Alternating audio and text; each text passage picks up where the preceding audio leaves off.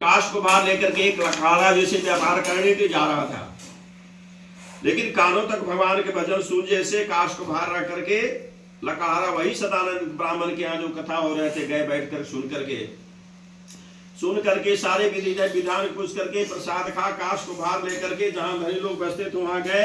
उन दिन लकड़हारे को काफी द्रव्य प्राप्त हुआ और दिनों कक्षा दुगुना चौगुना जैसे द्रव्य प्राप्त, उसी से प्रसन्न होकर के लकड़हारा पके पके केले का सब्जी सवाई शक्ति मुताबिक लेकर के बंधु बांधवों को जैसे बुलाकर भगवान नारायण के जैसे पूजन किए। भगवान नारायण के पूजन से प्रसाद से वह लकड़हारे धनपुत्र हो गए और वह प्रत्येक में धनपुत्र और इस लोक से शुभ भोग कर अंत में जैसे विश्व लोक में गए। श्री स्कंद पुराणे रेवा खंडे श्री सत्यनारायण स्वामी बद कथायाम तृतीय अध्याय। बोलो श्री सत्यनारायण स्वामी की जय।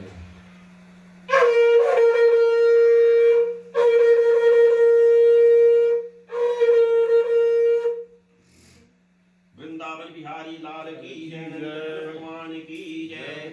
अब हम लोग चौथे अध्याय में हम लोग प्रवेश करें। श्रुतवाचः आशि दुर्कामो को नामानि पति विद्रम ब्रह्मजितंद्रे सतपादयो देवात्म निजे देवतानां साधि भाजा स्मुग्धां सन्नापति भद्रशिला नदी तीरे। ये भगवान नारायण के अब जैसे चौथे अध्याय में जैसे सूजी कह रहे हैं कि लकड़हारा तो धनपुत्र तो हो ही गए, और चौथे अध्याय में सूजी कह रहे हैं कि उल्कामुख नाम के जितेंद्र सत्यभाजी राजा था, वो सदैव जैसे सभी समय देवी वही उल्कामुख राजा एक दिन भद्रशिला नदी के तट किनार पर जैसे भगवान नारायण के पूजन की तैयारी कर रहे थे, उसी मध्य बीच में एक शेख साहब बढ़िया जैसे रोजगार धंधा करते जहाज नाव को संभालते हुए जैसे जा रहे थे, लेकिन निकट किनार पर देख रहे हैं कि भाई ये क्या कर रहे हैं उल्कामुख राजा। वही जैसे जहाज नाव लगा करके जैसे शेख साहब बढ़िया और पूछे महाराज आप ये क्या कर रहे हैं, तब उल्कामुख राजा कहते हैं शेर जी ये मैं पुत्र की प्राप्ति इच्छा करके मैं जैसे भगवान नारायण का सदैव स्वामी के पूजन में मैं जैसे तैयारी कर रहा हूँ।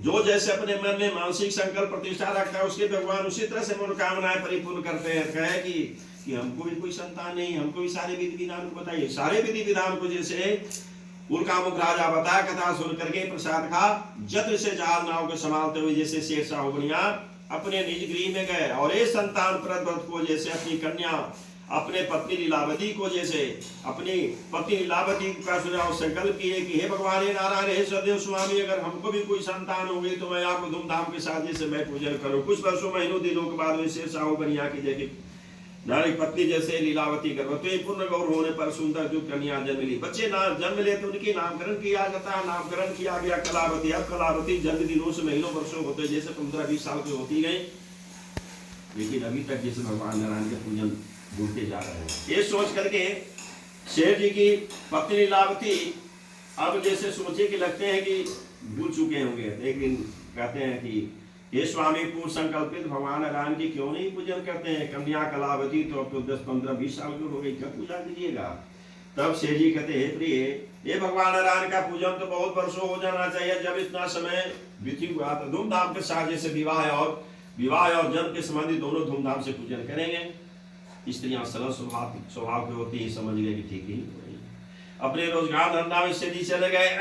लेकिन देख रहे हैं अपनी उनकी कन्या सखियों के साथ करते विवाह जोग दूतों कहते हैं कि मेरी कन्या के जोग पर विचार किया। दूत कांचा नामक नगर में गए, बनीक वैश्य के लड़कों को लेकर के आ गए। सुंदर युग वैश्य को लेकर के सुंदर युग जैसे लेकर आए, सुंदर युग वर्ग को लेकर से जी अपनी कन्या कलावती को विवाह तो कर दिए। लेकिन संजोग देखिए कि भगवान नारायण का आशा दिया गया था जन्म के बाद फिर विवाह करेंगे तब। अब जिस विवाह के समय भी भगवान नारायण के पूजन के भूल गए, भगवान के क्रोध जैसे फूट पड़ा